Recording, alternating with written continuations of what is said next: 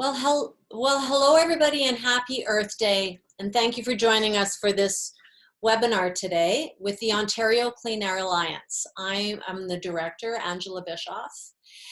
And the Ontario Clean Air Alliance is an Ontario-based policy and advocacy organization working to move Ontario to a 100% renewable energy future. We're behind Ontario's coal phase out. And we've since turned our attention to advocating for a nuclear phase out.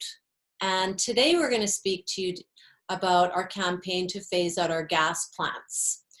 I would like to introduce our policy chair, Jack Gibbons. He's been with the Ontario Clean Air Alliance since the beginning, 1997. He's an energy economist. And I'm going to share his slides. He'll be giving about a 25-minute slide presentation. So thank you very much, Jack. And I'm sharing my screen now for you. Okay. Thanks, Angela. And thank you to all the people who are watching our Zoom meeting today about about phasing out Ontario's gas-fired power plants. So this afternoon, I'd like to address three topics. First, Doug Ford's electricity plan. Second, how we can phase out our gas-fired power plants. And third, how we can work together to persuade the government of Ontario to make a commitment to actually phase out the gas-fired power plants by 2030.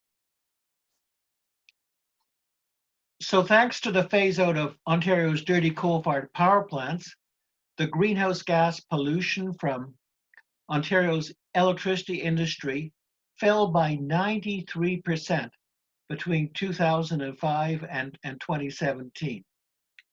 But since 2017, the greenhouse gas pollution from our electricity industry has started to rise again, and the government of Ontario is forecasting that the pollution from our gas-fired power plants will increase by more than 300% by 2025 and by more than 400% by 2040. Now, the reason why the government is forecasting that the pollution from our electric power plants will increase so greatly is due basically to three factors. First, they're forecasting the demand for electricity will grow by 1% a year. Second, the Pickering nuclear station is scheduled to close in 2024. And third, Doug Ford's plan is to meet virtually 100% of our incremental electricity needs by ramping up the output of our gas-fired power plants. Next. So the Ford government's electricity plan is basically a 1950s electricity plan. It focuses on fossil fuels and nuclear power. As we've noted, they're planning to ramp up the output of our gas-fired power plants by more than 400% between now and 2040. And they're also planning to spend over $25 billion rebuilding 10 of our existing aging nuclear reactors. So it's fossil and it's nuclear power, 1950s solution. No new investments in energy efficiency, no new investments in made in Ontario renewable energy, and no new electricity supply deals with Quebec. It's a 1950s plan, fossil fuel and nuclear power. Now, Ambridge, they want to help fuel the ramp up of Ontario's gas-fired power plants.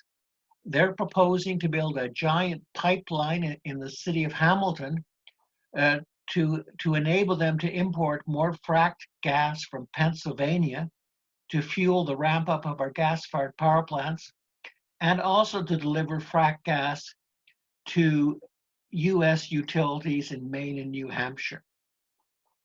And to add insult to injury, Enbridge's proposed frack gas pipeline isn't even financially self-sustaining.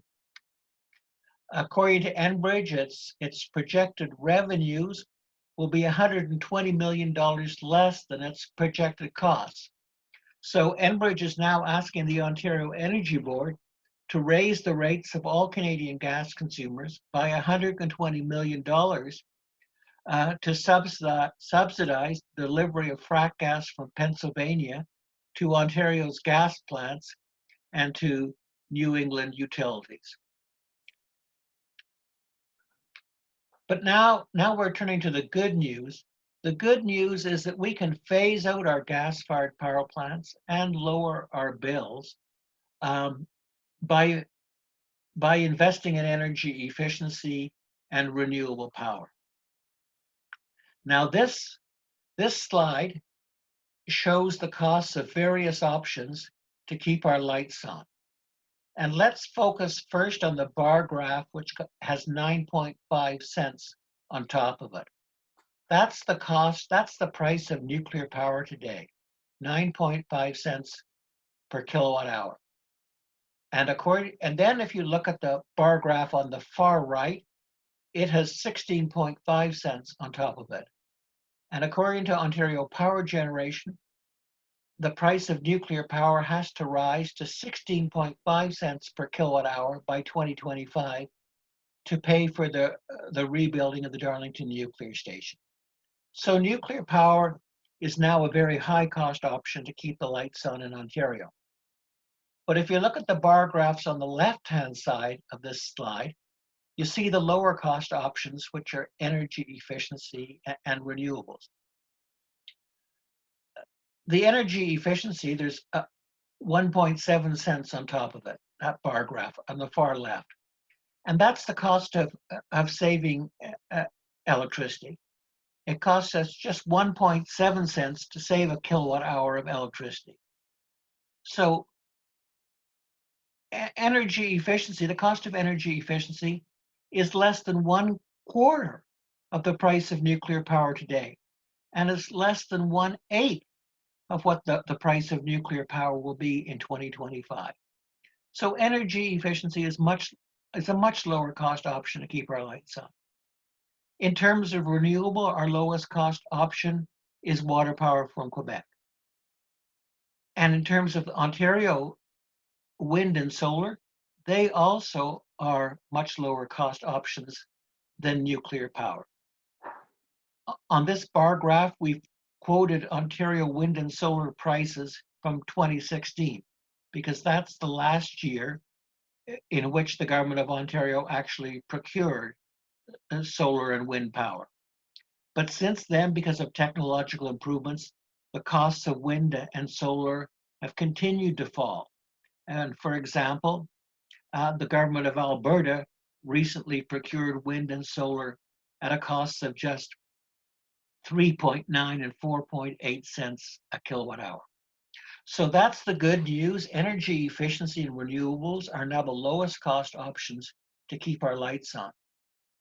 So if we ramp up our investments in energy efficiency and ramp up our investments in renewable energy to phase out the gas-fired power plants, and if at the same time we ramp down our expenditures on high-cost nuclear power, then we can do two good things at the same time. We can phase out our gas-fired power plants, and we can lower our total electricity bill. And the really good news is that we have a huge untapped potential for energy efficiency and renewable energy. Next slide. Now this slide shows how much energy efficiency, how much electricity we can save at a cost of less than 3.9 cents a kilowatt hour. This information is from a study that was done for the Ontario Energy Board and the Independent Electricity System Operator. They asked the consulting firm to say how much electricity we could save for 3.9 cents a kilowatt hour or less. The result is that we can save a great deal of electricity at a low cost. But there is no reason, there's absolutely no reason why we should cap our our investments in energy efficiency at 3.9 cents a kilowatt hour. If we want to maximize our bill reductions, we should pursue all the energy efficiency investments that can keep our lights on at a lower cost than nuclear power, which today costs 9.5 cents a kilowatt hour. So if the government of Ontario was willing to spend up to 9.5 cents to save a kilowatt hour of electricity, then the total electricity savings which we would achieve would be much greater than is shown on this slide. Next slide. Now let's turn to water power from Quebec. It's our lowest cost source of renewable energy. And Ontario is very, very lucky to be located right next door to the province of Quebec. And we're lucky to be next door to Quebec for 4 reasons. First, Quebec is the 4th largest producer of water power in the world. Second, it has the lowest electricity rates in North America. Third, it has a large and growing surplus of water power available for export to Ontario. And fourth, its huge water power reservoirs can act like a giant battery for Ontario's wind and solar energy. So when wind and solar energy is intermittent, but when it's combined with Hydro-Quebec's reservoirs, which can act like a giant battery, we can convert intermittent wind and solar power into a firm 24/7 baseload source of electricity supply for Ontario. Next slide. So Ontario already has transmission links with Hydro-Quebec, and with our existing system, with our existing transmission lines, we're importing power from Quebec today. And last year, we got about 4% of our electricity needs from Hydro-Quebec. But with our existing transmission lines, we're not importing all the water power we could. In fact, last year, with the existing transmission lines, we could have tripled our water power imports from Quebec. Next slide.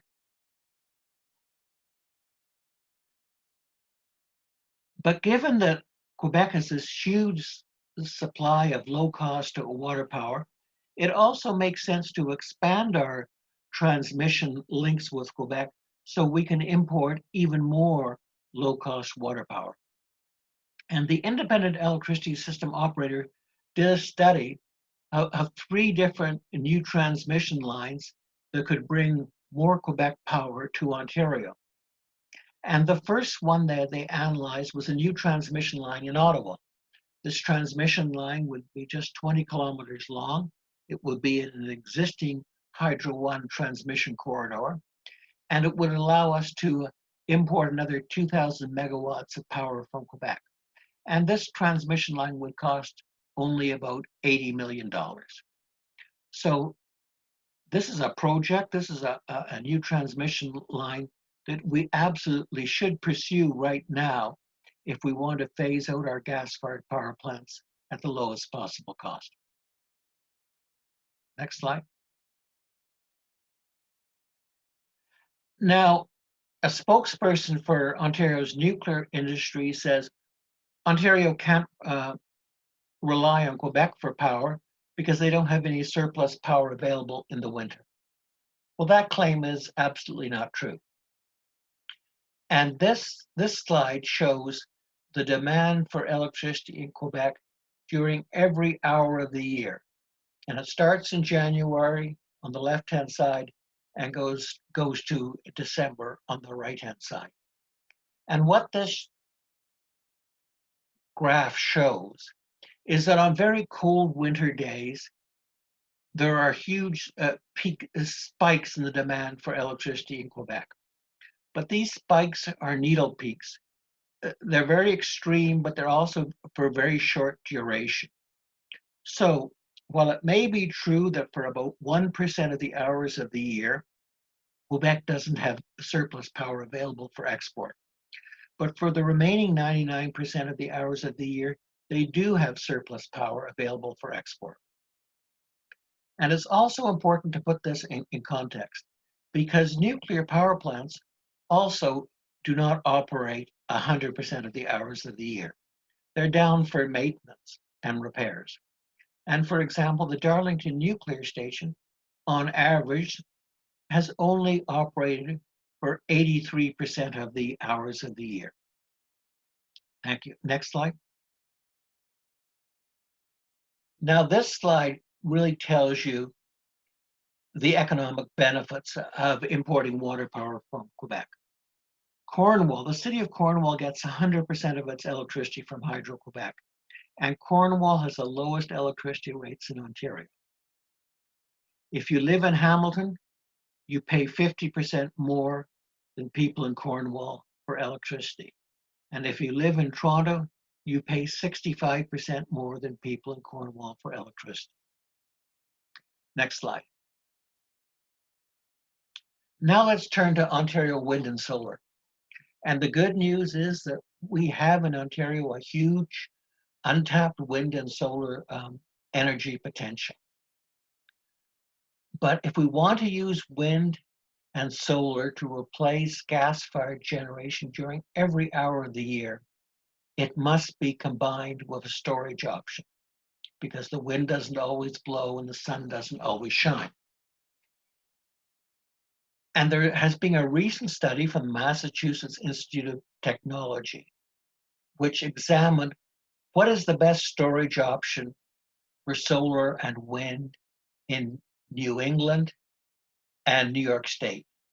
And they concluded that Quebec's water power reservoirs are by far the lowest cost storage option for wind and solar in New England and New York State. And also a recent study for Pollution Probe has come to a similar conclusion for Ontario, that Quebec's existing hydroelectric reservoirs are the lowest cost storage option for Ontario wind and solar. So if we want to pursue wind and solar and move to a renewable future at the lowest possible cost, we should combine Ontario wind and solar with the use of Hydro-Quebec's reservoirs as a battery for wind and solar. Next slide. And here's an interesting fact. The output and pollution from the gas-fired power plants has been rising since 2017. And part of the reason why it's been rising is because we're producing gas-fired generation for export. In fact, last year, 35% of the total output of our gas-fired power plants was exported. So the easiest way to reduce our greenhouse gas pollution from our gas-fired power plants is to just simply curtail gas-fired electricity exports. Next slide. Now, Ontario's Auditor General did a report last December about the Ford government's climate change plan. And she discovered that the plan is not adequate to meet the Ford government's 2030 climate target. She said we're going to have to implement additional greenhouse gas pollution reduction measures to achieve our 2030 climate target. Well, here's the really good news. If we phase out our gas-fired power plants, that will give us all or virtually all of the extra greenhouse gas pollution reductions that we need to achieve our 2030 climate target. So phasing out the gas-fired power plants is the lowest cost, most pragmatic, easiest option for Ontario to meet its 2030 climate target. Next slide. Now on this slide, we outline the 7 actions the government of Ontario should take to actually to phase out the gas-fired power plants at the lowest possible cost. So this is a least cost strategy to phase out our coal-fired power plants. And as we've already noted, if we combine the phase out of the gas-fired power plants with energy efficiency and renewables, and also ramp down our expenditures on high-cost nuclear power, we can achieve a gas phase-out and lower our electricity bills. Next slide. Okay, so now we get to the really important question. How can we persuade the government of Ontario to actually make a commitment to phase out our gas-fired power plants? Because at the moment, we're going in exactly the opposite direction. The government's committed to expanding the pollution from our gas-fired power plants. Well, to answer that question, I think we can look to lessons from our coal phase-out campaign. Now, our coal phase-out campaign was successful for many reasons, but two very important reasons for our success were the strong leadership that was provided by a mayor and the strong leadership that was provided by our leader of the opposition back in 2002. And when I'm talking about the strong leadership by a mayor, I'm talking about Mayor Hazel McCallion of Mississauga. In March 2000, Mayor Hazel McCallion stood with me outside the Lakeview coal-fired power plant in Mississauga, and we had a press conference. And at that press conference, Mayor Hazel McCallion demanded that the government of Ontario close the Lakeview coal-fired power plant. And as a result of Mayor Hazel McCallion's strong leadership, 1 year later, in March 2001, Ontario's Minister of the Environment, Elizabeth Whitmer, had her own press conference outside the Lakeview coal-fired power plant, and she announced that she would issue a legally binding regulation requiring the shutdown of the Lakeview coal-fired power plant in 2005. So that was in 2001 when the government of Ontario committed to closing the Lakeview coal-fired power plant.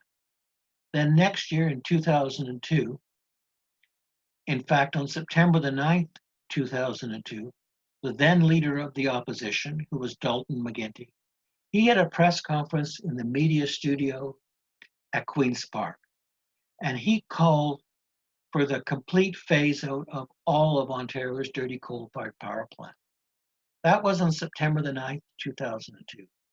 On the next day, on September the 10th, Howard Hampton, the leader of the NDP, endorsed Dalton McGuinty's call for a phase out of all of our coal-fired power plants. And then on September the 18th, just 9 days after McGuinty's call for a complete coal phase out, the government of Ontario made a commitment to completely phase out our coal-fired power plants by 2015. So that shows you the huge impact that can be made by a strong mayor and by a leader of the opposition. And so we think that gives us a lesson about how we should win, how we should persuade the government of Ontario to commit to phase out our gas-fired power plants. What we need to do, working together, is to persuade our municipal councils to pass resolutions calling for the phase out of our gas-fired power plants by 2030. And we need to persuade Andrea Horwath, the new leader of the opposition, and we need to persuade Stephen Del Duca, the new leader of the Liberal Party of Ontario, to call for the phase out of the gas-fired power plants by 2030. So thank you very much for your attention. And if you have any questions, I'll be pleased to answer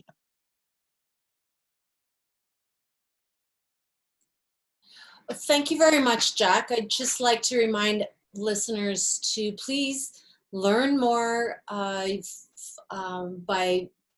following the hyperlinks at our website, ontarioclimateaction.ca. There's a link, there's also a petition there that you can sign, and if you did so, then we can stay in touch with you as the campaign unfolds. But everything that Jack has described today, including the slides and our report with all the recommendations, fleshed out. All the references will be available at www.ontarioclimateaction.ca. So thank you all for viewing our webinar. We'll be in touch with you with follow-up emails, and I wish you a happy Earth Day, everybody. Thank you, Jack, for all your long time commitment to Ontario climate and air pollution issues and energy issues. Bye, everybody. Bye.